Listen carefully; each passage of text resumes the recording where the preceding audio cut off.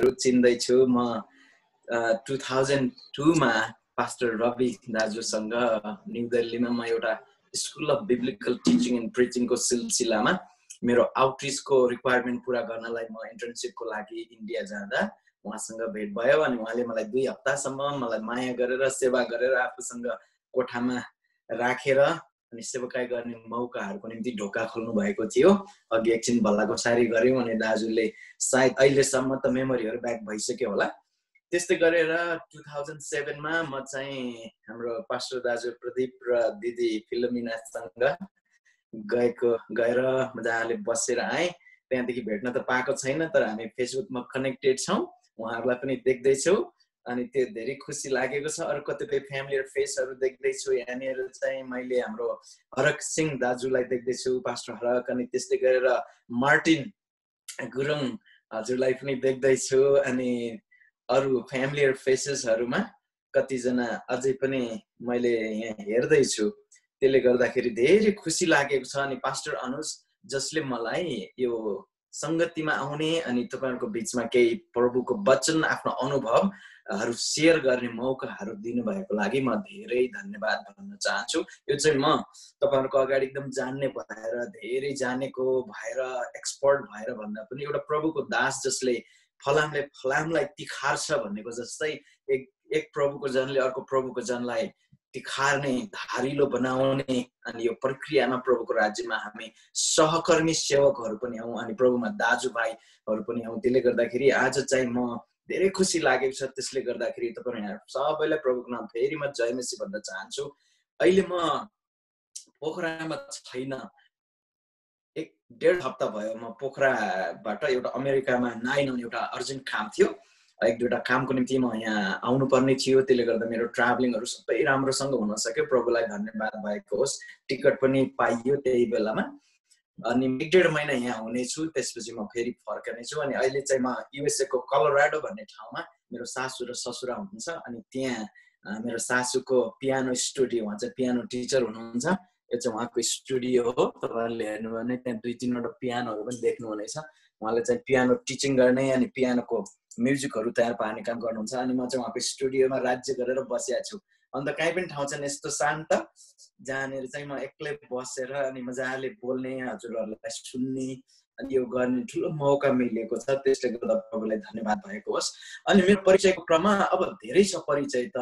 मण्डलीको हिसाबले म सुरुमा पोखरा आएको अहिले 24 वर्ष जति भयो अनि पहिलो 16 वर्ष नयाँ गाउँ चर्च परिवारको सदस्य भएर अनि विभिन्न सेवाहरूमा टेवा दिँदै त्यहाँको एउटा सक्रिय सदस्यको रूपमा अनि म सेवा गरेँ, संगति गरेँ। त्यसपछि हामीले चाहिँ पोखराको उत्तरी भेगमा बसाइ सर्यौं अनि मेरो परिवार अनि मसँग एकजना श्रीमती हुनुहुन्छ अनि 3 वटा नानीहरू छन्। श्रीमतीको नाम लोल पाण्डे, छोरी एउटा छन् 8 वर्षको निकिता अनि 2 वटा छोरा बाबुहरू छन् अनि 6 वर्षको ग्याब्रियल, त्यसपछि कान्छो छोरा 4 वर्षको कोर्बनलाल अनि 3 वटा नानीहरू सहित हामी चाहिँ पोखराको उत्तरी भेगमा बस्छौं। अहिले चाहिँ म त्यहाँ हाम्रो साथीहरू दाजुहरूले चाहिँ सुरु गर्नु भएको थियो एउटा सानो मण्डली अनि त्यहाँ गएको 8-9 वर्ष जति भयो। त्यहीँनिर म एल्डरको रूपमा अनि सेवामा टेवा पुर्याइराखेको छु मण्डलीमा। अनि centre for youth and family ministry ले चाहिँ के गर्छ भन्दाखेरि हामी एउटा ठुलो इन्टरनेसनल मिसन नेटवर्कमा काम गर्दैछौँ र त्यो मध्येको एउटा सानो मिनिस्ट्री हो यो। अनि त्यसमा चाहिँ म एउटा स्टाफ एउटा लिडरको हैसियतले काम गर्दैछु। अनि त्यो मिनिस्ट्रीले के गर्छ भन्नुहुन्छ भने हामी चाहिँ विशेष गरेर हाम्रो फोकसहरू चाहिँ बढी फ्यामिलीहरूको निम्ति अनि युथहरूको निम्ति र बालबालिकाहरूको बीचमा काम गर्नेहरूको निम्ति साथै मण्डलीको अनि सेवाकाई गर्ने अगुवाहरूको निम्ति पनि हाम्रो 2 वटा पक्ष छ। त्यसमा एउटा चाहिँ तालिमहरू अलिक प्रभावकारी तरिकाले अहिलेको आधुनिक युगमा कुन तरिकाले राम्रोसँग प्रभावकारी रूपमा हामी सिकाउन सक्छौं भन्ने खालको तालिमहरू र त्यस्तैसँग प्रभुको वचनमा बढ्ने होला अथवा त्यो सम्बन्धित विषयवस्तुमा अघि बढ्नलाई विशेष खालको तालिम र त्योसँग अध्ययन गर्ने सामग्रीहरू, स्रोतहरू अनि विकास गर्ने काम गर्छौं। त्यसले गर्दाखेरि ट्रेनिङ अनि रिसोर्सेस यो 2टा कुराले प्रभुको जनलाई चाहिँ उहाँको कामको निम्ति सुसज्जित पार्ने र प्रभुको राज्य अझै परसम्म फैलाउनलाई टेवा दिने चाहिँ यो मिसनको ठुलो लक्ष्य छ। त्यसले गर्दाखेरि हाम्रो चाहिँ स्पेसिफिक ट्रेनिङहरुमा हामी चाहिँ फ्यामिलीहरुको लागि हामी फ्यामिली क्याम्प जो चाहिँ बालबच्चा सहित बाबा आमा आउनुहुन्छ र सिकाउनु के अरे सँगै एक हप्ता बसेर सिक्नुहुन्छ, त्यो फ्यामिली क्याम्पहरु अर्गनाइज गर्छौं। अनि दोस्रो चाहिँ हामीले उहाँहरुको निम्ति चाहिँ म्यारेज सेमिनारहरु चलाउँछौं। अनि म्यारेज सेमिनार, त्यसपछि तेस्रो छ यो परिवारहरुको निम्ति जो चाहिँ प्यारेन्टिङ सेमिनारहरु पनि बेला बेलामा हामी गर्ने गरेका छौं। मण्डलीहरुमा यसको धेरै खाँचो देखिएको छ। अहिले मण्डलीमा दुई प्रकारको चुनौती, एउटा चाहिँ चर्चको अगुवाहरूलाई पनि, अर्को चाहिँ घरको अभिभावकहरूलाई पनि हाम्रो हुर्कँदै गरेका आधुनिक युगमा हुर्कँदै गरेका बच्चाहरूलाई कसरी डिसाइपल गर्ने एकदम चुनौती भएको छ। कसरी उनीहरूलाई प्रभुमा हुर्काउने, अनि उहाँहरू भन्नुहुन्छ हामीलाई केही सिकाउनु पर्यो। अनि यो चाहिँ हामीले जानेर कतैबाट केही गरेर भन्दा पनि त्यो उहाँहरूकै अनुरोधकै बलमा चाहिँ हामीले जबरजस्ती त्यस्तो कार्यक्रमहरू सञ्चालन गर्दै गर्दा हामीले पनि सिक्ने अघि बढ्ने मौकाहरू पाएछौँ। युथको बिचमा हाम्रो एउटा विशेष खालको ट्रेनिङ छ, अनि त्यो चाहिँ हामी चर्चहरूसित हातेमालो गरेर गर्छौँ। त्यसको नाम चाहिँ बिग क्याम्प हो। यो बिग क्याम्पले चाहिँ बिब्लिकल एजुकेसन एन्ड इभान्जेलिजम प्रोग्राम, यो दुईटा फोकस हो। एउटा चाहिँ बाइबलको गहिरो बुद्धिबाट प्रभुको राज्यमा उनीहरूको जीवनमा एउटा जग बसाल्ने, दोस्रो कुरो चाहिँ उनीहरू प्रभुमा अझै गहिरो गरी आइपुगेको छैन, प्रभुलाई ग्रहण गरेर कमिटेड भएको छैन भने यो सुसमाचारको काम पनि हुन्छ।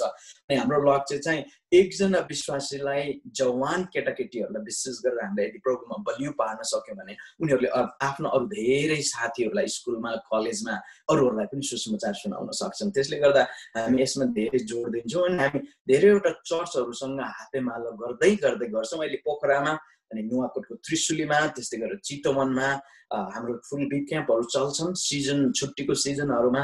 अनि अन्यत्र ठाउँहरूमा चाहिँ बिग क्याम्पको सानो सेमिनारहरू चाहिँ हामी चलाउँछौँ। अनि यसरी चाहिँ हामी उस गरेका छौँ। त्यसको साथमा हामी भ्याकेसन बाइबल स्कुल भनेर यो चाहिँ टिनेजरलाई बिग क्याम्प छ, सानो बच्चाहरूको लागि भ्याकेसन बाइबल स्कुल डिजाइन गरिरहेछौँ। यो वर्ष हामी पहिलोपटक चलाउनु पर्ने अप्रिलमा कोभिडले गर्दाखेरि हामी चलाएनौँ। हामी चाहिँ नेपालमै सुहाउँदो, नेपालमै भविष्यमा चर्चहरूले रेप्लिकेट अथवा त्यो सिकेर आफै गर्न सक्ने खालको भ्याकेसन बाइबल स्कुल प्रभावकारी रूपमा बच्चाहरूको सानो नानीहरूको निम्ति कसरी गर्ने भनेर त्यसमा चाहिँ हामीले विशेष अध्ययन अनि तयारीहरू गरिराखेका छौँ। भविष्यमा त्यो ट्रेनिङहरू चर्चको हातमा एउटा उपहार स्वरूप हामी उपलब्ध गराउन चाहन्छौँ। यस्तै गरेर हामी अर्को एउटा काम गर्छौँ, अगुवाहरूको, हजुरहरू जस्तै उमेरका, जसले रात दिन मेहनत गर्नुहुन्छ, प्रभुको राज्यमा खटेर काम गर्नुहुन्छ, लग्दिनुहुन्छ, तर उहाँहरू सधैँ काम गर्दा थाक्नु पनि हुन्छ। त्यसले गर्दाखेरि उहाँहरूलाई विशेष खालको ठाउँमा लैजाने, अनि त्यहाँ खानपिन हुन्छ, अनि क्लासहरू पनि हुन्छ हुन त, तर त्यो फरक खालको क्लास हो। अनि यसले चाहिँ रिट्रिटको अनि एउटा सेन्स दिन्छ, अलि रेस्ट अनि रिट्रिट गर्ने काम। अनि त्यसपछि विशेष गरेर उहाँहरूसँग रिलेटेड सङ्घर्षहरू, जीवनका भोगाइहरूसँग सम्बन्धित विषयवस्तुमा छलफल, सेयरिङ अनि क्लासहरू गर्ने काम, साथै अनि त्यसपछि कम्युनिटी बिल्डिङ, आफ्नै उमेरका, आफ्नै अनुभव भोगेका झेलेका व्यक्तिहरूसँग बस्ने, प्रार्थना गर्ने। अनि यो कम्युनिटी बिल्डिङ गरेर हामी यो हिमालयन लिडरसिप समिट भनेर हामी पोखरामा अर्गनाइज गर्छौँ वर्षको एकपटक, ताकि अगुवाहरू जसले प्रभुको राज्यमा पहिल्यै मेहनत गरिरहनु भएको छ उहाँहरू फेरि इनर्जाइज भएको होस्, उत्साहित भएको होस्, अनि रिफ्रेस भएर फेरि फर्किन सकोस् र प्रभुको राज्यमा निरन्तर टेवा दिन सकोस् भन्ने चाहिँ हाम्रो चाहिँ यसको उद्देश्य हो। अनि यो कार्यक्रम चाहिँ हामी हरेक वर्ष गर्थ्यौँ। यसपटक कोभिडले गर्दा हामी कुनै पनि कार्यक्रमहरू हामीले अघि बढाएका छैनौँ। अनि त्यसले गर्दाखेरि एक प्रकारको मेरो हृदयको जोस चाहिँ विश्वासीहरूलाई र अगुवाहरूलाई विशेष गरेर तालिम र स्रोतहरू उपलब्ध गराउने अनि उहाँहरूलाई इक्विप गर्ने, ताकि प्रभुको काममा अझै प्रभावकारिता आओस्। यो नै खास मुख्य कुरा हो। र त्यसैको निम्ति अनि सेवामा प्रभुले केही भूमिका खेल्ने योग्यको ठान्नु भयो र प्रभुले नियुक्त गर्नुभयो। अनि म धेरै खुसी छु। आज म तपाईँहरू चर्चको अगुवाहरूलाई बेनिफिट हुने 3वटा प्रडक्टहरूको बारेमा छोटो परिचय गर्छु, अनि त्यसपछि हामी क्लासमा जानेछौँ। अनि हजुरले मलाई को हुनुहुन्छ होस्ट, पौलस पाण्डे ए, म 2टा आइडीबाट जोइन गरेको छु। पौलस पाण्डे ए, त्यो आइडीलाई तपाईँले मलाई स्क्रिन सेयर गर्ने मौका दिनुहोला। अनि त्यसरी नै हामी आजको बाँकी समय लिनेछौँ।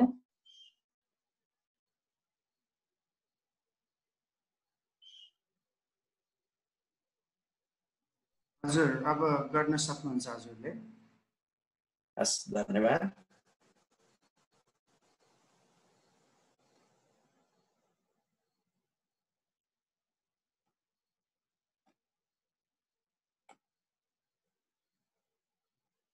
एकैछिन धैर्य गर्नु होला। यहाँ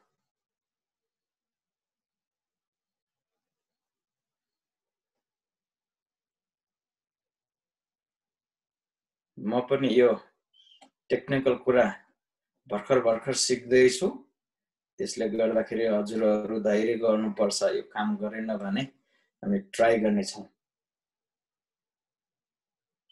आउँदैछ होला। ओके, आजको शीर्षक यो भए तापनि पहिलामा तपाईहरुलाई एक दुईवटा तपाईहरुलाई तत्कालै तपाईहरुको परिवेशमा जसरी मैले अघि भने बेनिफिट हुने तत्कालै तपाईहरुले प्रयोग गर्न मिल्ने मण्डलीमा र चर्चमा त्यो प्रोडक्टहरुको बारेमा म अलिकति बताउँछु अनि हामी चाहिँ अघि बढ्ने छौं।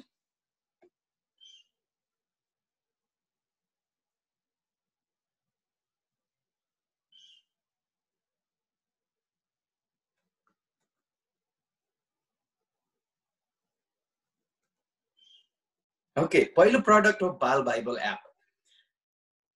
तपाईहरु सायद धेरैलाई थाहा पनि छ होला यो प्रोडक्टको बारेमा त। म तपाईहरुको यहाँ स्क्रिनमा हेर्ने कतिचोटि म रेस्पोन्सहरु पनि खोज्ने छु तपाईहरुबाट, त्यही भएर स्क्रिनमा हेर्न पनि मन पर्छ। अनि तपाईहरुलाई यो प्रोडक्टको बारेमा थाहा छ होला भनेर एउटा आशा राख्छु। छैन भने यो हामीले चर्चमा फ्यामिलीहरुले र सन्डे स्कुलको लिडरहरुले चलाउन मिल्ने टुल हो यो बाल बाइबल एप। यो चाहिँ एप छ, तपाईको कुनै पनि स्मार्टफोनमा यो डाउनलोड गर्न मिल्छ। यो सित्तैमा उपलब्ध हुने एप हो।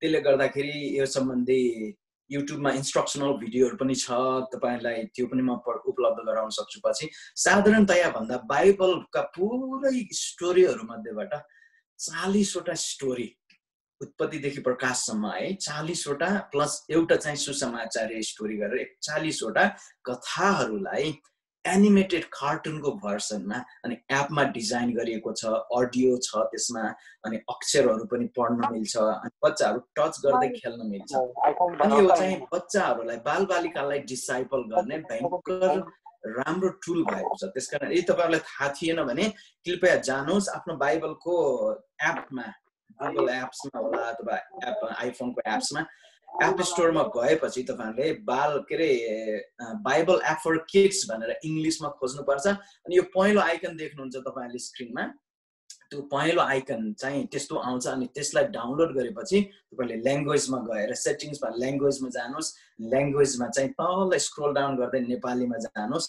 त्यसपछि त्यो डाउनलोड गरेपछि फेरि तपाईहरुले हरेक स्टोरीलाई पनि एकचोटी डाउनलोड गर्नुपर्छ। इन्टरनेटमा बसेर एकपटक डाउनलोड गर्नुभयो भने घरिघरि डाउनलोड गर्नु पर्दैन र बेला बेलामा हामीले नयाँ नयाँ फिचर्सहरु अपडेट गरिरहन्छौं। अनि यो बनाउने चाहिँ यु भर्सन भन्ने संस्थाले बनाउँछ। अनि यो यु भर्सन चाहिँ एउटा अमेरिकामा भएको एउटा चर्चको मिनिस्ट्री हो अनि यसमा धेरै मानिसहरुको लगानी छ। अनि नेपालबाट भलन्टियर लिडर बनेर मैले चाहिँ यो नेपाली भाषामा यो लोकलाइजेसन भन्छ स्थानीयकरण गर्ने काममा मैले चाहिँ भूमिका खेलेको छु। यो एपमा धेरै भलन्टियरहरुले सहायता गर्नुभएको छ यसमा। त्यसले गर्दाखेरि तपाई हामी जस्तो नेपाली भाषी चर्चको परिवारहरु र चर्चको चिल्ड्रेन मिनिस्ट्रीका लिडरहरुलाई यो चाहिँ एकदमै जानकारी हुनु राम्रो कुरा छ। धेरै आशिषमय कुरा छ। यसबाट हामीले वर्षभरिको कोर्स सञ्चालन गर्न सक्छौं। उदाहरणको लागि वर्षमा लगभग 52 हप्ता छ हाम्रो अनि हामीले यो 41 वटा स्टोरीको सेट भएको हुनाले हामीले वर्षभरि नै एक दुईवटा स्किप गर्दै गर्यौं भने सन्डे स्कुलको कोर्स नै पनि यसबाट बनाउन सक्छौं। अनि यहीसँग रिलेटेड भएर लाइफ चर्च भन्ने एउटा अमेरिकाको चर्चले भिडियो सिरिज पनि तयार पारेको छ। यदि कसैलाई अंग्रेजी भाषामा मन पर्छ भने त्यो पनि उहाँहरूले फ्रीमै एक्सेस गर्न सक्नुहुन्छ।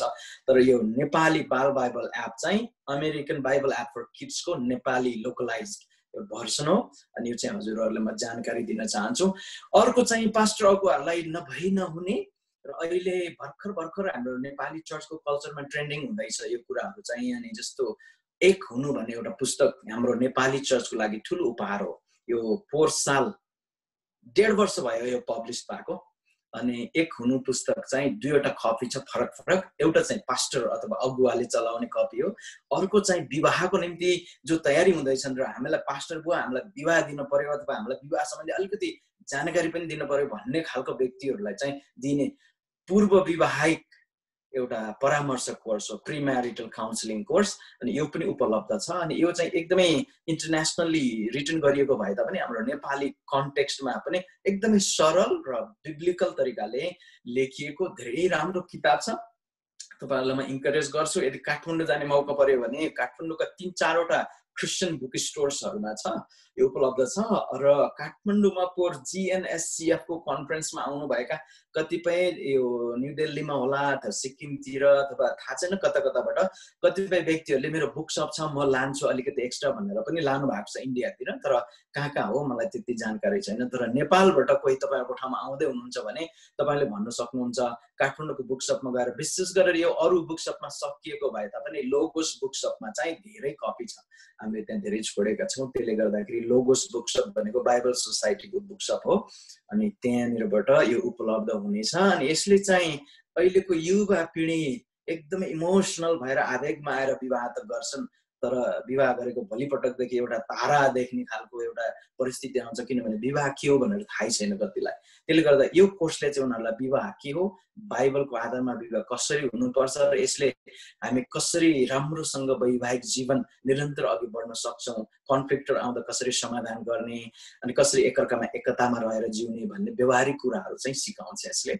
अनि अर्को तेस्रो पुस्तक तपाईहरुले देख्नुहुन्छ छेउमा जहाँ प्रभावशाली अगुवाका गुणहरू लेखिएको छ, अनि त्यो चाहिँ यो किताब हो। अनि यो किताब चाहिँ यो दोस्रो संस्करण हो। अहिले हामी धेरै त छाप्दैनौं, तर पनि यो धेरै विश्वभरि ख्रिस्टियन मण्डलीहरूको बीचमा यो चाहिँ अहिले चाहिँ तालिमको स्रोत भएको छ। यसले चाहिँ 26 वटा गुणहरूको बारेमा कुरा गर्छ। अनि त्यसले गर्दाखेरि आज यही बुकबाट हामी एउटा गुण हेर्नेछौँ। र तपाईहरुलाई पनि मौका मिल्न साथ यो किताब देख्नुभयो भने किनेर राखिहाल्नुहोस्, म तपाईलाई हाइली रिकमेन्ड गर्छु। र यो किताब किनेर यसबाट तपाईले आफ्नो चर्चमा अथवा आफ्नो समुदायमा भएको अगुवाहरूको बीचमा राम्रो अगुवाको तालिम चलाउन सक्नुहुन्छ। साथै तपाईहरुले आफ्नो मण्डलीमा अगुवापनको मिटिङ हुँदा डिभोसनहरु गर्ने नेपालमा साथै विदेशमा पनि चर्चहरुमा अहिले चाहिँ त्यो दुईटा तरिकाले चलाउनुहुन्छ। एउटा चाहिँ घरेलु संगतिहरुमा स्टडी गर्ने र अगुवाहरूको मिटिङ चल्दा छोटो डिभोसन गर्नलाई, किनभने छोटो छोटो पाठहरु छ यसमा। अर्को चाहिँ क्लासै पनि कोरियामा एकजना पास्टरले भन्नुभयो मैले त्यो नेपालबाट लिएर आएर यहाँ त ट्रेनिङै चलाए 2-3 दिनसम्म भन्नुभयो। नेपालमा नि अहिले अरु पास्टरहरूले भन्दै हुनुहुन्छ यो किताबले त हामीलाई धेरै सहायता गर्यो, यो त तालिमै दिनलाई धेरै राम्रो सजिलो रहेछ भनेर। त्यसकारण यो साधारण छ तर यसभित्र भएका सिद्धान्तहरू चाहिँ एकदमै व्यवहारिक र प्रभावकारी भएको हुनाले यसको टाइटल पनि प्रभावशाली अगुवाका गुणहरू दिएको छ।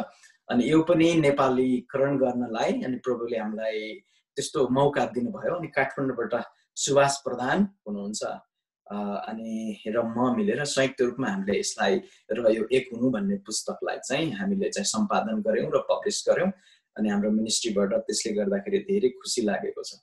हुन्छ, आजलाई म यो प्रोडक्ट्सहरुको बारेमा अहिले यति राख्छु। हजुरहरुलाई पछि प्रश्न उत्तरको टाइममा अलि डिटेल जानकारी चाहिएमा कृपया प्रश्नहरु सोध्नु होला, अथवा मलाई फेसबुकमा पनि तपाईहरुले प्रश्न सोध्नलाई मेसेन्जरमा एड गर्न सक्नुहुन्छ। अनि यदि तपाईले मलाई फेसबुकमा एड गर्नुभयो भने कृपया मेसेज पनि पठाउन नबिर्सनु होला, म फलाना हो अनि फलाना ठाउँबाट मैले यसरी हजुरलाई चिने त्यसले भनेर, त्यो भयो भने हामी एड हुन एकदम सजिलो हुनेछ। हस्, धन्यवाद। हुन्छ, अब हामी चाहिँ हाम्रो आजको पाठतिर अगाडि बढ्ने छौं।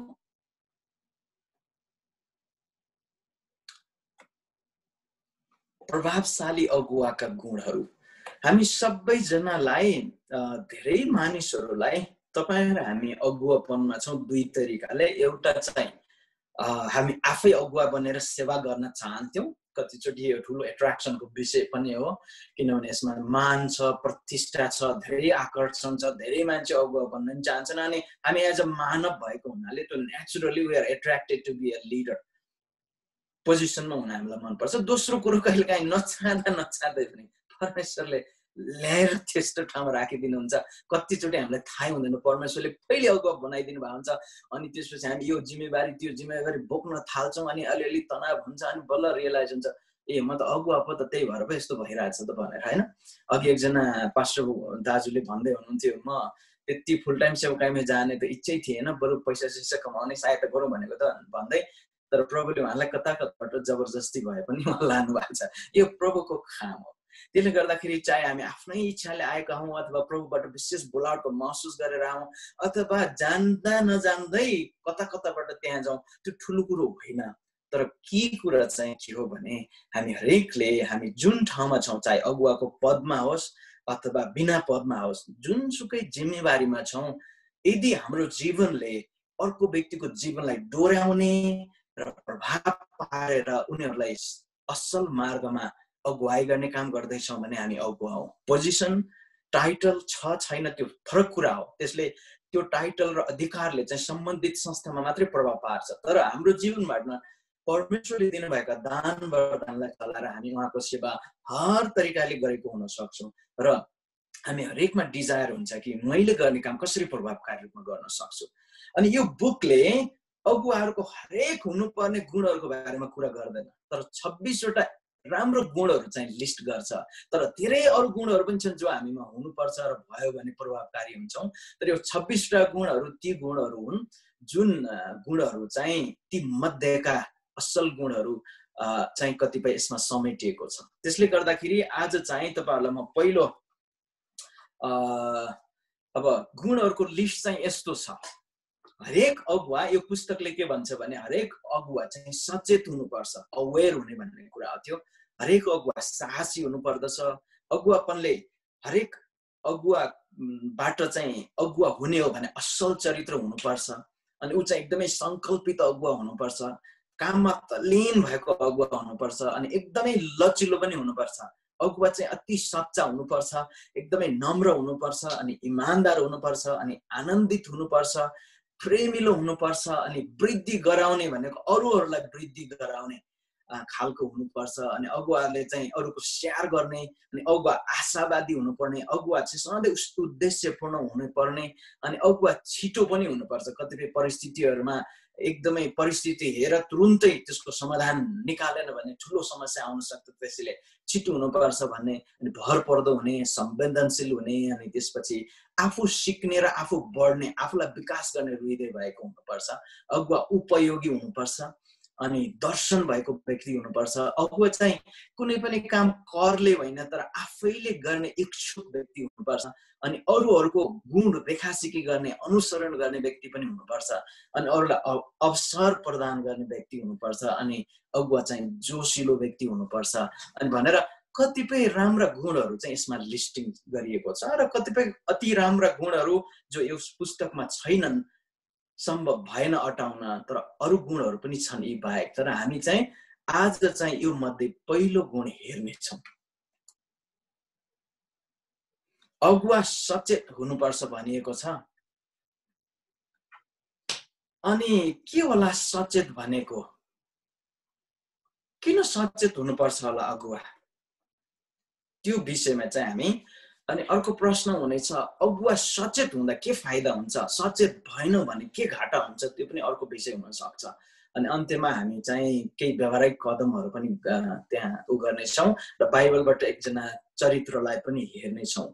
अनि आजको यसै सेरोफेरोमा रहेर हामी सिक्नेछौँ। यहाँनिर भनेको छ कि अगुवा आफ्नो उद्देश्य र सिपहरूको, आफ्ना कमजोरीहरूको, आफ्ना वरिपरिको आवश्यकताहरूको, आफ्नो टिममा भएको सामर्थ्यको, परमेश्वरको निर्देशनको, अगुवापनका मागहरूको, उपलब्ध भएका स्रोतहरूको, उपलब्ध भएका सहकर्मीहरूको, परमेश्वरको सहभागिताको, सहकर्मीका अपेक्षाहरूको, अनि प्रार्थनामा कति शक्ति छ, अनि सफलता भनेको वास्तवमा के हो, यी सबै कुराहरूमा हाम्रो गुड अन्डरस्ट्यान्डिङ, ठिक बुझाइ भयो भने हामी चाहिँ एक सचेत अगुवा चाहिँ हुन्छौँ। यो अहिले चाहिँ पहिला ट्रेडिसनल रूपमा हामीले हेर्दाखेरि संसारिक अगुवापनमा चाहिँ कतिचोटि यस्तो कुराहरू देख्छौँ जो अहिले राजनीतिक क्षेत्रमा पनि देखिन्छ। कुनै कुनै ठाउँमा क्रिस्चियन अगुवाहरूले पनि त्यो पछ्याइरहनु भएको हुन्छ, जुन चाहिँ अलि नकारात्मक हुन्छ। त्यो कस्तो हो भने अगुवापन भनेको त एक्लै आफ्नो हक, आफ्नो अधिकार, आफूले जे भन्यो त्यही हुनुपर्छ भन्ने खालको कतिपय अगुवापनहरू पनि अभ्यास गरेको देखिन्छ। तर वास्तवमा त्यो बाइबलीय छैन। अनि वास्तवमा म एक्लै सारा संसारले देखाएर छोड्छु भन्ने दिनहरू चाहिँ गइसक्यो। अब अगुवापन भनेको चाहिँ म होइन तर हामी मिलेर सँगसँगै अघि बढ्ने भन्ने खालको मान्यताको कुरा हो। त्यसले गर्दा जब हामी म एक्लै बाहेक जब अर्को एकजना इन्भल्भ गर्नुपर्छ, त्यसपछि हामी भन्ने भावना भएन भने म कतिसम्म सफल हुन्छु होला। एकैछिन कल्पना गरौँ, एक अगुवा म मात्रै भन्ने आचरण राख्यो भने कतिसम्म सफल हुन्छ होला। त्यसैले अर्को प्रश्न गरौँ, यदि कुनै अगुवाले हामी भन्ने भावनाबाट अघि बढ्न बित्तिकै कति ठुलो प्रभाव पार्छ उसको टिममा, मण्डलीमा, अनि गर्ने सबै कामको आचरणहरू धेरै फरक पर्छ। अनि अरू धेरै चाहिँ त्यो हामी भन्नेपन ल्याउन खोज्ने अगुवाप्रति चाहिँ बेसरी आकर्षित पनि हुन्छ र साथ दिन पनि मन पराउँछन्।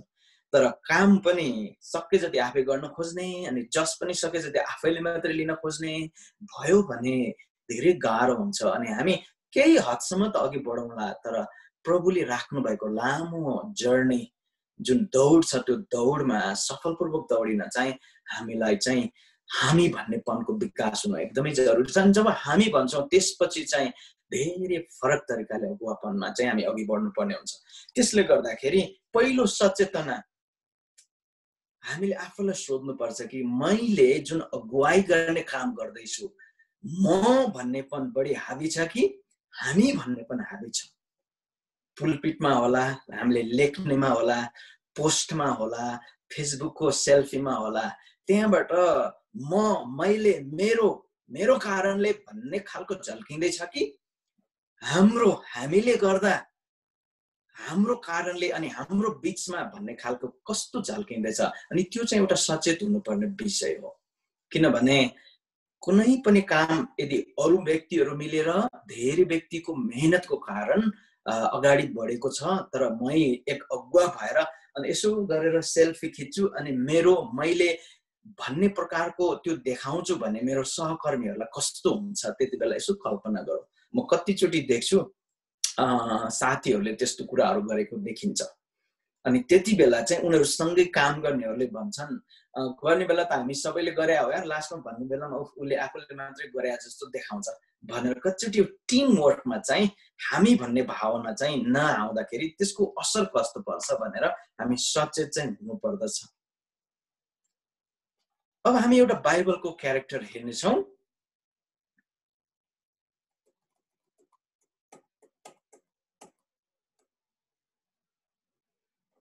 अनि यहाँनिर नेहेमिया 1 अध्यायको 1 देखि 4 बाट मैले आज बाइबलको पाठ लिएको छु र हाम्रो आजको क्यारेक्टर नेहेमिया नै हुनुहुन्छ। त्यसकारण म यहाँहरूमध्ये कुनै एकजनालाई चर्को स्वरमा यो पढिदिनु हुन अनुरोध गरे। अनम्युट गर्नुहोस् अनि तपाईहरुमध्ये एकजना कसैले पढिदिनु। 20औं वर्षको किस्लेव महिनामा जब म राजधानी सुसानमा थिएँ, तब मेरा दाजुभाइहरूमध्येका एकजना हनानी अरू कोही मानिसहरूसँग यहुदाबाट आइपुगे। मैले यरुसलेमको र कैदबाट अरू बाँचेका यहुदीहरूको विषयमा तिनीहरूसित सोधपुछ गरेँ। तिनीहरूले मलाई भने, निर्वासनबाट बाँचेर परदेशमा आएकाहरूले साह्रै दुःख र निन्दा सहिरहनु परेको छ। यरुसलेमको पर्खाल भत्काइएको छ र त्यसका मूल ढोकाहरू आगोले नष्ट पारिएका छन्। यो समाचार सुनेपछि म बसेर रोएँ। म केही दिनसम्म विलाप गर्दै रहेँ र उपवास अनि स्वर्गका परमेश्वरसित प्रार्थना गरेँ। धन्यवाद। यो नेहेमियाको कहानी हो। हामी सबैलाई थाहा छ नेहेमिया चाहिँ इजरायलीहरूलाई जब परमेश्वरले कैदमा लैजानु भयो, इजरायलीहरूलाई जब मोसाले उजाड स्थानबाट मिश्र देशबाट उजाड स्थानमा अनि त्यसपछि यहोशुको नेतृत्वमा उजाड स्थानबाट प्रतिज्ञाको भूमिमा अनि त्यसपछि यहोशु पछि अरू न्यायकर्ताहरू हुँदै अनि सामुएलसम्मको अगुवाईसम्म चाहिँ हामीलाई इजरायलीहरू इजरायलमै बसेको 12 कुलहरू त्यहाँ थिए।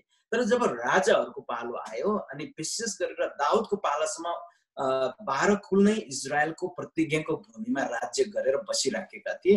तर जब सुलेमान आए अनि सुलेमानले परमेश्वरले उनलाई दिएको आज्ञाभन्दा विपरीत धेरै प्रकारको श्रीमतीहरू ल्याए, अन्य जातिहरूलाई विवाह गरे। उनी एकदमै ज्ञानी राजा भइकन पनि उनको जीवनको अन्त्यतिर चाहिँ धेरै सुख विलास र परमेश्वरको भावना विपरीत गएर उनले कामहरू गरेपछि अनि परमेश्वरले पनि त्यहाँ गर्नुभएको प्रतिज्ञा पुरै आशिषहरू दिन सक्नु भएन। परमेश्वरलाई इच्छा लागेन त्यस्तो गर्न। त्यसको परिणाम स्वरूप इजरायलको राज्य फुटेर 2 टुक्रा भयो।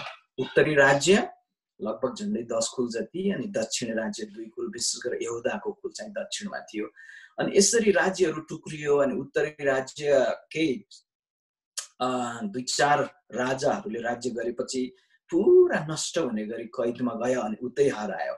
तर परमेश्वरले चाहिँ यहुदाको राज्यमा चाहिँ निरन्तर पछि पुनर्स्थापनाको प्रतिज्ञा गरिरहनु भएको थियो। तर उनीहरूलाई वार्निङ पनि दिनुभएको थियो, तिमीहरू पनि बदमास भएका छौ, तिमीहरूले यदि मेरो व्यवस्था मेरो वचन पालन गरेनौ भने हेर मैले तिमीहरूलाई चाहिँ निर्वासनमा पठाउने छु भन्दा अगमवक्ताहरू आउँदा राजाहरू चाहिँ एकदम मूर्ख भए। कति अगमवक्ताहरूलाई मारे तिनीहरूले, कति अगमवक्ताहरूलाई दुःख दिए। अनि सबैजनालाई बेबिलोन आएर कैदमा लगेको घटना चाहिँ हामीले बाइबलमा पढेका छौँ अनि हामी त्योसँग पहिल्यै परिचित छौँ।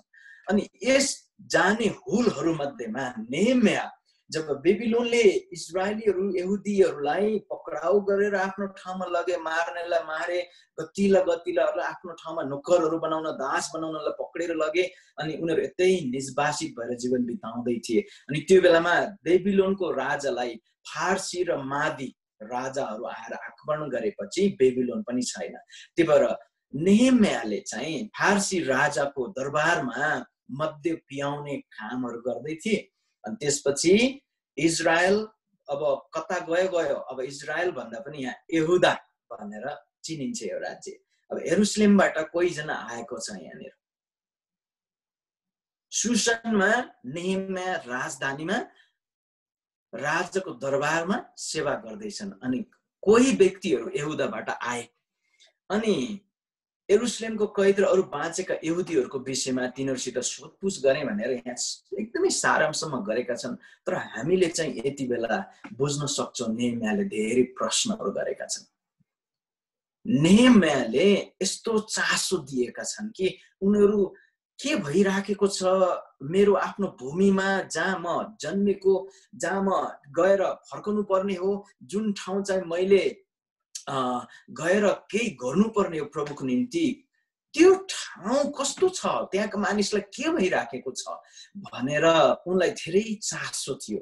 त्यही भएर उनले धेरै प्रश्नहरू गरेर कान थापेर सुनेका छन्। अनि जब त्यो कुराहरू घटनाहरू उनले सुन्छन् अनि निर्वासनबाट परदेशमा आएकाहरूले साह्रै दुःख र निन्दा सहनु परिरहेको छ। किनभने नेहेम्या जानुभन्दा अगाडि एज्राहरू अनि अरू कतिपय दलहरू चाहिँ त्यहाँ फर्किनलाई अनुमति पाएका थिए र गएर त्यहाँ बसोबास गर्न थालिसकेका थिए। अनि त्यति बेला चाहिँ नेहेम्यालाई चाहिँ धेरै दुःख लाग्छ।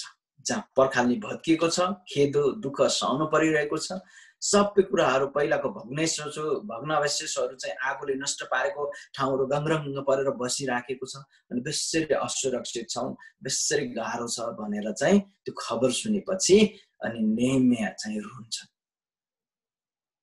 धेरैचोटि हामी नेपाली कल्चरका पुरुषहरूलाई रुने भन्ने कुरा चाहिँ हार र लाजसँग सम्बन्धित छ अनि हामी चाहिँ त्यसलाई लुकाउँछौँ।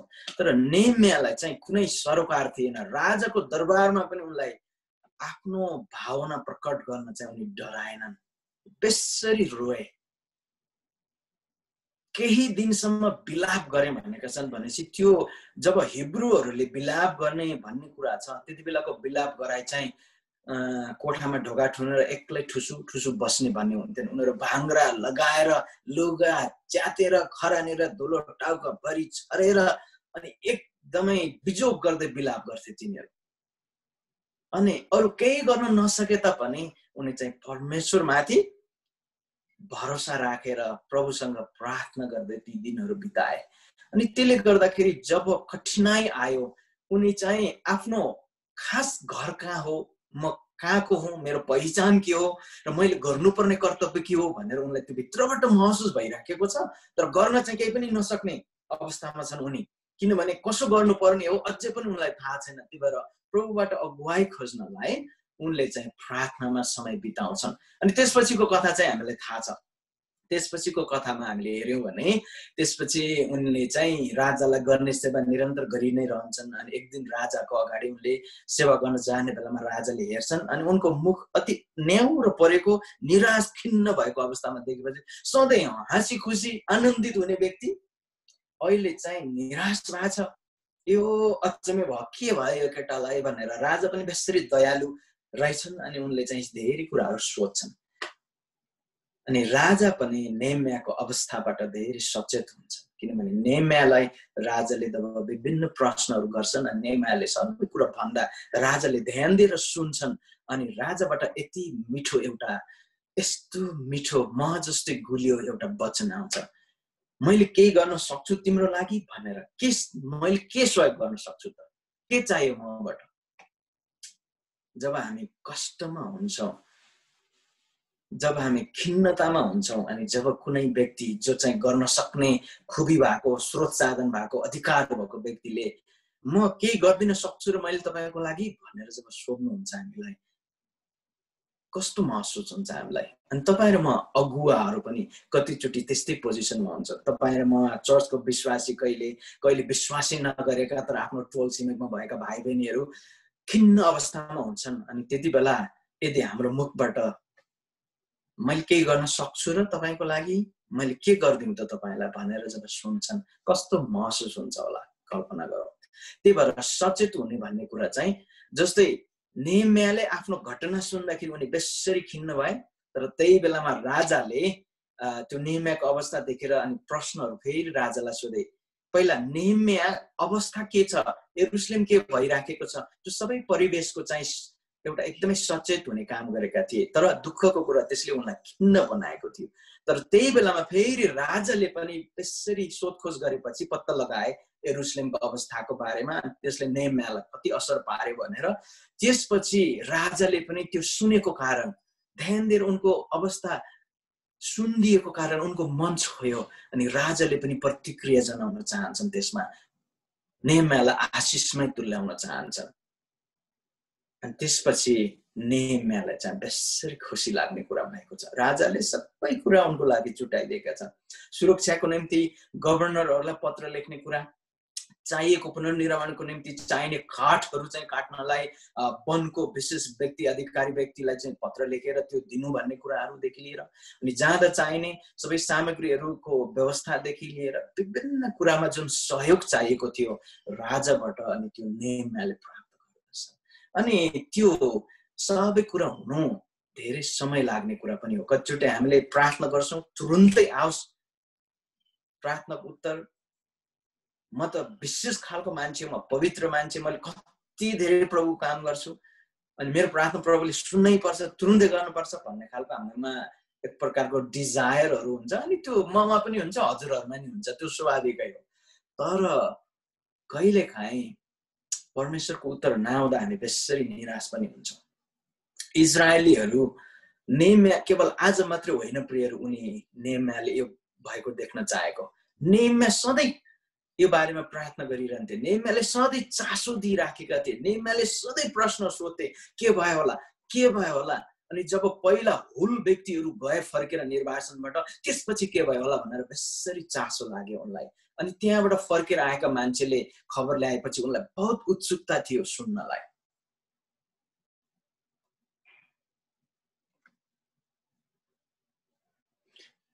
सचेत भयो भने हामीलाई के फरक पार्छ, त्यो चाहिँ एकदम महत्त्वपूर्ण कुरा छ।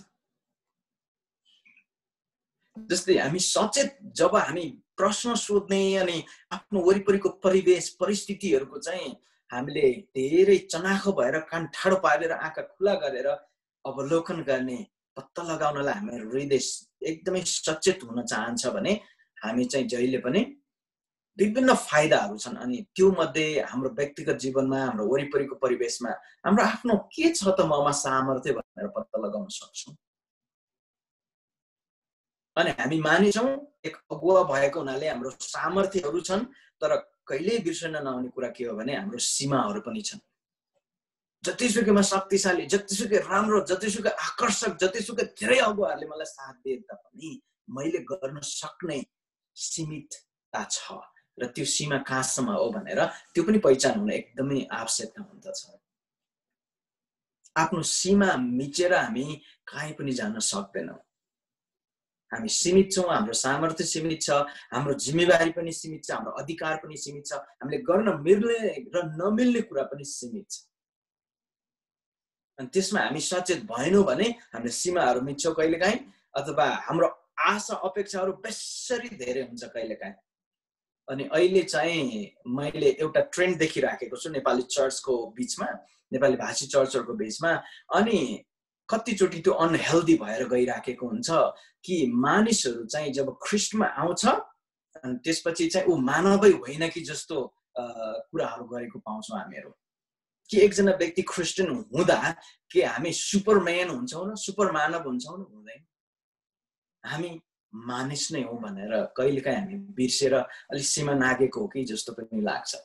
विशेष गरेर फुल टाइम सेवाकाईमा लागेका पास्टर अनि मिसनरीहरू, पास्टर अगुवाहरू, मिसनरीहरू चाहिँ अरूको दृष्टिमा कहिलेकाहीँ एउटा सुपरम्यान जस्तो अथवा सुपर ह्युमन है, विशेष खालको मानव तर यिनीहरू त विशेष खालको मानव हो। यिनीहरूले त जे पनि सहन सक्छन्, जस्तो पनि भोग्न सक्छन्, जस्तो कुरा पनि यिनीहरूले त ह्यान्डल गर्न सक्छन् भन्ने टाइपको कतिचोटि अपेक्षाले पनि यो गलत सन्देश लैजान्छ अनि हामीलाई त्यसले नकारात्मक असर पारिराखेको हुन्छ। त्यही भएर हामीले जहिले पनि मानिसहरूलाई भन्नुपर्छ कि हामी अगुवा हौँ, हामीसँग धेरै स्रोत साधन छ, अधिकार छ, प्रभुको अभिषेक छ, धेरै अगुवाहरूको साथ छ, तर कहिले नबिर्सौँ हामी मानवै हौँ।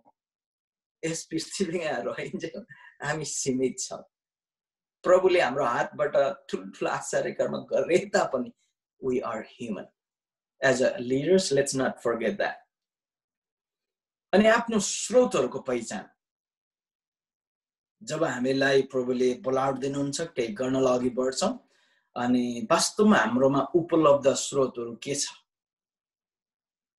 त्यो दोहोरिएछ हैन? दोहोरिएछन्।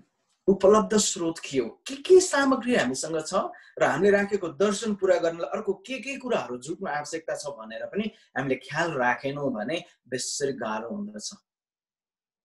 हाम्रो मण्डली कहिलेकाहीँ सानो भइराखेको हुन्छ, 5-7 वटा परिवार भएर भर्खर हामी सेवाकाई सुरु गरेको 2-4 वर्ष पनि भए हुँदैन अनि हामीले चाहिँ जहिले पनि त्यो अर्काले बनाएको ठुलो चर्च बिल्डिङको मात्रै देखिरहेको हुन्छ। कहिलेकाहीँ आफूले भर्खर मिनिस्ट्री सुरु गरेर भर्खर 1-2 वटा प्रोग्रामहरू गरिराखेको हुन्छ, तर आफ्नो आँखा चाहिँ जहिले पनि अर्काले गरेको खतरा मिनिस्ट्रीहरूसँग।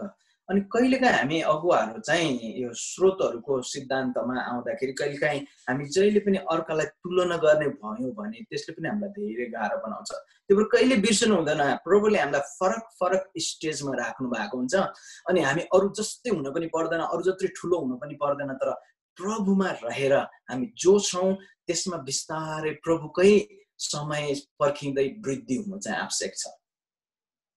आश्चर्य कर्मको निम्ति मात्रै हामी प्रार्थना गर्नु हुँदैन, किनभने कतिचोटि हामी स्रोत साधनको क्षेत्रमा रात दिन आश्चर्य कर्मको निम्ति प्रार्थना गर्ने, ठुल्ठुला ड्रिमहरू बाँड्ने आफ्नो टिमलाई, आफ्नो मण्डलीलाई, अनि त्यसले पनि आत्मिक वृद्धितिर भन्दा पनि भौतिकवादतिर चाहिँ बढी लान्छ।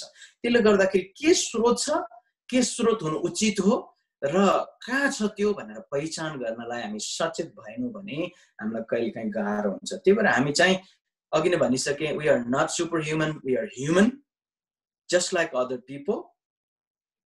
अनि आफ्ना स्रोतहरूको पहिचान गर्न है, जब हामी नेहेम्याको जीवनमा हेर्यौँ भने उनका त्यहाँनिर उनले 2 थरीको मानिसहरू फेस गर्दैथे। एउटा चाहिँ आफ्नो इजरायली यहुदी दाजुभाइहरू जो चाहिँ कैदबाट फर्केका थिए, बिजोग अवस्थामा थियो त्यहाँको यरुशलेमको अवस्था, त्यहाँबाट फेरि फर्केर आएर खबरहरू ल्याइराखेका थिए अनि त्यो बिजोगपनमा उनी चाहिँ उनीहरूसँगै शोक मनाउँदै थिए। अर्को चाहिँ उनले जहाँ काम गर्दै थिए एउटा राजाको नोकर भएर, कमारो भएर त्यो ठाउँमा उनी इमानदार भएर राजाको सेवा गर्नुपर्ने पनि थियो र राजासँग पनि उनले बातचित गर्ने, राजालाई पनि प्रतिक्रिया दिनुपर्ने थियो। नेहेम्याले चाहिँ 2 व्यक्तिहरूलाई फरक तरिकाले प्रतिक्रिया दिन्छन्। उनीहरूको जुन ठाउँमा जे उचित थियो त्यही अनुसार उनले कन्भर्सेसन गरेका छन्। अनि हामीले पनि विशेष गरेर यदि बोल्ने वक्ता हौ, यदि हामी कन्भर्सेसन गर्छौँ, वचनबाट बाँड्छौँ, केही गर्छौँ भने हाम्रो श्रोताहरू कसले हो सुन्नुपर्ने चाहिँ त्यो पनि हामी चाहिँ कतिचोटि पहिचान गर्नुपर्ने हुन्छ। उदाहरणको लागि कुनै एक कार्यक्रममा, ठाउँ नाउँ नभनौँ, कुनै एक कार्यक्रममा हामीले चाहिँ त्यो युथहरूको कार्यक्रम चलाइराखेका थियौँ अनि हरेक बिहान विभिन्न पास्टर बुवाहरूलाई चाहिँ डिभोसनको लागि बोलाएका थियौँ र डिभोसनमा चाहिँ हामीले उहाँहरूलाई हरेकलाई छुट्टा छुट्टै टपिक दिएका थियौँ र यो यस्तो हो भनेर छोटो ब्रिफली जानकारी पनि गराएका थियौँ र के अपेक्षा गरिएको छ भनेर यिनीहरू सबै युथहरू हुन् अनि यिनीहरूलाई प्रार्थनासहित तयारी भएर आइदिनु होला पनि भनेर भनिएको थियो। तर के भयो भने टाइटल शीर्षक दिए तापनि हरेक दिन चाहिँ के भइदियो त भन्दाखेरि हरेक पास्टरले उस्तै वचन ल्याउनु, शीर्षक त फरक थियो तर वचन उस्तै थियो। अनि उत्पत्तिदेखि प्रकाशसम्म गुटुटुट दौडिनु भयो, प्रकाशदेखि फेरि उत्पत्तिसम्म गुटुटुट दौडिनु भयो, भन्नमा लागेको सबै कुरा भन्नुभयो अनि डिभोसन सकाउनु भयो प्राय जसो हरेकले एउटै प्रकारले। अनि उहाँहरूले श्रोता जो युथहरू थिए, युथहरूलाई चाहिँ सिकाउँदा कसरी सिकाउने अलिक फरक प्रकारले उनीहरूले सुन्नुपर्छ, नत्र भने उनीहरूले बोर मान्न सक्छन् भन्ने खालको भन्दा पनि एकदमै पास्टरले एउटा के गर्ने, पण्डितले गर्ने जस्तै गरेर त्यो पटटट्ट गरेपछि अनि हामी पछाडि बसेर हरेक दिनको सुन्यौँ अनि युथहरू चाहिँ बोर मानिराखेको थियो। पछाडि बसेर एकदमै आलस्य भएर, किनभने श्रोता कोसँग बोल्दैछु, कसरी म इन्टरेक्ट गर्ने, उहाँहरूलाई कुन तरिकाले मैले बोल्यो भनेर मैले कसरी उनीहरूको खाँचो पुरा गर्न सक्छु भनेर अलिक ध्यान दियौँ भने हामी सायद फरक तरिकाले गर्न सक्थ्यौँ कि जस्तो मलाई लागिराखेको थियो। त्यसले गर्दाखेरि श्रोताहरू पहिचान गर्न एकदमै जरुरी छ। जस्तै हामी चर्चको विश्वासीसँग जसरी बोल्छौँ, सिडिओ कार्यालयमा तपाईँ त्यहाँको हाकिमकोमा जाँदा त्यही तरिकाले बोल्नुहुन्न, फरक तरिकाले बोल्छौँ। कसले मलाई सुन्दैछ र मैले दिने सन्देशले उसलाई के प्रभाव पार्छ भनेर पनि हामीले धेरै विचार गरेको, त्यो बारेमा हामी सचेत छौँ भने हामीले प्रभावकारी रूपमा हामी श्रोताहरूलाई चाहिँ एउटा आशिष पुर्याउन सक्छौँ। अर्को कुरा चाहिँ मित्रहरूको पहिचान। यो मित्रहरूको पहिचानको बारेमा पनि मेरो अनुभव छ। के अनुभव छ भने सुरुमा जब मैले दर्शन भिजनहरू बाँड्थेँ, मलाई लाग्थ्यो सबै मान्छेले वाह तपाईँको दर्शन कति राम्रो भनिदियोस्, सबै मानिसहरूले सकेसम्म सहायता गरिदियोस् अनि मलाई साथ दियोस्, हातमा हात मिलाओस् भन्ने चाहिँ अपेक्षा हामी सबैलाई हुन्छ नै। अनि मैले भेटाए जति सबैले त्यो आफ्नो आइडियाहरू, दर्शनहरू बाँड्ने, यस्तो गर्न लागेको छौँ, यस्तो छ हाम्रो मिनिस्ट्री, यस्तो छ दर्शन, यस्तो छ भनेर बाँड्थेँ। अनि कति मानिसहरू एक्साइटेड हुनुहुन्थ्यो, कोही कोही मान्छेहरूले प्रतिक्रिया त दिनुहुन्थ्यो तर अलिकति नपत्याए जस्तो, कतिले चाहिँ चासै राख्थेन। अनि मलाई चाहिँ त्यो नपत्याउने र चासो नराख्नेहरूसित निराश हुन्थेँ। तर हामी सेवकाई गर्नेहरूले बुझ्नु के पर्ने रहेछ भने हामी सबै व्यक्तिले एउटै कुरा मन पराउँदैनौँ, सबै व्यक्तिलाई एउटै कुराले आकर्षण गर्दैन। हाम्रो दर्शनले कतिपय मान्छेलाई पटक्कै एट्र्याक्ट गर्दै नगर्न सक्छ अनि त्यति बेला पनि हामी खुसी हुन सिक्नु पर्ने रहेछ भनेर अहिले मलाई थाहा छ।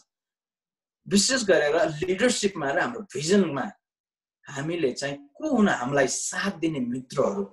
अरू मित्रहरू पनि हुन्छन् जसले साथ नदेलान् तर तिनीहरू मित्र नै हुन्, तर यस्तो पार्टनरहरू, सहकर्मीहरू जसले चाहिँ हामीलाई हातमा हात दिन सक्छन्, तिनीहरू चाहिँ यी व्यक्तिहरू हुन् जो चाहिँ लाइक माइन्डेड भन्छ है, मन मिल्नेहरू, जसले चाहिँ हामीले भन्ने बित्तिकै ओहो यार मलाई नि त्यो एकदमै त्यस्तै लागिरहेको थियो, तपाईँले आज भन्नुभयो साथी, मलाई पनि त्यो एकदमै खाँचो छ जस्तो महसुस भएको छ, तपाईँले गर्ने काम एकदम मन पर्यो, यो कुरामा हामी गर्नुपर्छ, ल मैले के गर्नुपर्ने भन्नुहोस् भन्ने खालको मित्रहरू चाहिँ हामीलाई चाहिँ साथ दिने मित्रहरू हुन्, विशेष गरेर हातेमालोको सन्दर्भमा है। र कोही कोही मान्छेले साथ नदिन सक्छन् तर उनीहरूले साथ दिने तरिका फरक हुन सक्छ। उनीहरूले भन्लान् म प्रार्थना त गर्न सक्छु, अरू गर्न सक्दैन, ठिकै छ। कोही कोहीलाई चासै नदेलान् त पनि ठिकै छ।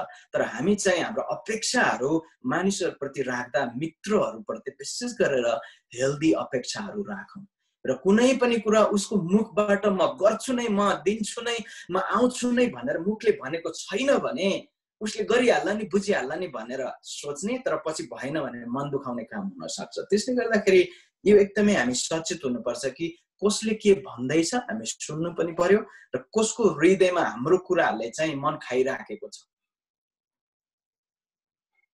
अनि अर्को चाहिँ एउटा सिद्धान्त छ शत्रु पनि हाम्रो पहिचान गर्नुपर्छ। हामी क्रिस्चियन भए तापनि कतिचोटि शत्रु भन्दा भए हामीलाई घृणा गर्नेलाई मात्रै शत्रु भन्ठान्छौँ, तर वास्तवमा शत्रुता भनेको कस्तो हुन्छ भने आफ्नै क्रिस्चियन अगुवाहरू आफ्नै क्रिस्चियन दाजुभाइहरू पनि शत्रु जस्तै भएर उभिदिन सक्छन्। कतिचोटि कोही डाही हुन्छन्, हाम्रो दर्शन भिजन सेवकाई राम्रो भएको देख्दा उनीहरूलाई चाहिँ इन्सिक्योर फिल हुन्छ र उनीहरूले मुखले चाहिँ ठिक्क पारेर अगाडि मुसुक्क हाँसे तापनि कहिलेकाहीँ उ गर्न सक्छन्, वास्तविकतामा चाहिँ हामीलाई तिरस्कार गर्न सक्छन् अथवा बाधाहरू दिने, ठेस लाग्ने ढुङ्गाहरू राखिदिने बाटोमा, त्यस्तो खालको कुराहरू पनि हुनसक्छ। त्यही भएर हामीलाई चाहिँ त्यो बारेमा नै हामी सचेत भएनौँ भने धेरै चित्तहरू दुख्ने कुराहरू हुन्छ। कतिचोटि आफ्नो नजिकको एकदमै आशा गरिएको साथीहरूले साथ दिने भन्दा बढी झन् बाधा दिने काम पनि भएको हुनसक्छ। अनि त्यो कारण चाहिँ के हो भने मुखमा मुसुक्क हाँसेर जयमसी भनेर एकदम चिप्लो घसे पनि उनीहरूको हृदयभित्र ईर्ष्या भइराखेको हुन्छ। ओहो यसले त मैले भन्दा झन् डरो गरेर यो पो हेर्ने भयो भनेर उनलाई असुरक्षित भयो भने कहिलेकाहीँ उनीहरूले कहिले पनि तपाईँ हामीलाई टेवा दिन सक्दैनन्। त्यो चाहिँ सामान्य हो, यसलाई ठुलो इस्यु नबनाऊ, तर पहिचान चाहिँ गरौँ। अनि त्यसमा सचेत भयौँ भने हामी त्यस्तो व्यक्तिहरूबाट चाहिँ हामी होसियार हुन सक्छौँ अनि हामी धेरै चोटहरूबाट जोगिन सक्छौँ। त्यसले शत्रुता चाहिँ विश्वास नगर्नेहरूबाट मात्रै होइन, तर हामी विश्वास गर्नेहरू बिचबाटै पनि हामीलाई बाधा दिने कुराहरू हुन सक्छ। अनि अन्तिममा मैले राखेको छु आफ्नो परमेश्वरको अगुवाईको पहिचान। धेरैचोटि हामी प्रार्थना गर्छौँ, दर्शन राख्छौँ, ठुलो भिजनहरू राख्छौँ। अब चर्चको पास्टरको के हुन्छ र भिजन? मण्डलीको विश्वासीको वृद्धि होस्, सकेसम्म आफ्नो बडे मानको भवन होस् है। म चर्चको पास्टर एउटा नभए तापनि म एल्डरको रूपमा पास्टरसँग साथमा छु। अनि हामी सँगसँगै काम गर्दै गर्दाखेरि यो दुईटा कुरा चाहिँ एकदम रात दिन ढुकढुकी हो। ठुलो सर्भिस गर्ने ठाउँ भयो भने हामीले धेरै कार्यक्रमहरू गर्न सक्छौँ, धेरै मानिसहरूलाई जम्मा गर्न सक्छौँ अनि मण्डलीको वृद्धि भएको देख्नु चाहिँ हामी सबैको चाहिँ डिजायर हो।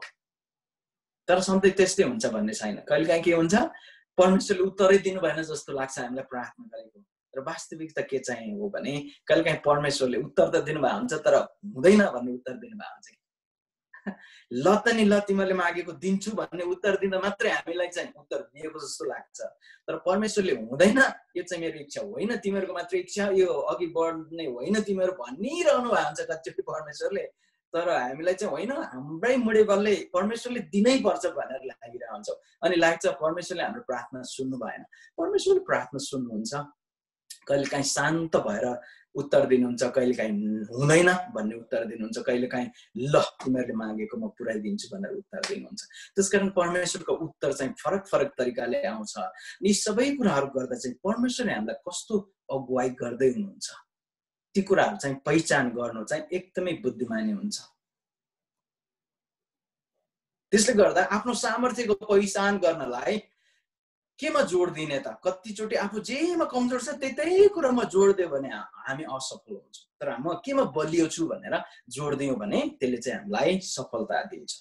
किनभने नेहेम्याह उनको जोड के थियो? उनी जान चाहन्थे, पुनर्निर्माण गर्न चाहन्थे, उनको त्यो वरदान थियो। नेहेम्याहले त्यही कुरा जोड दिन चाहे। नेहेम्याहले पनि इजरायली जस्तै म जान्छु, तिनीहरूलाई चेला बनाउँछु, इजरायलीले दुःख पाएको चाहिँ परमेश्वरको वचन पालन नगरेर हो, त्यही भएर म वचनबाट सिकाएर चेला बनाएर आउँछु भने भए सायद उनी फेल हुन्थ्यो होला।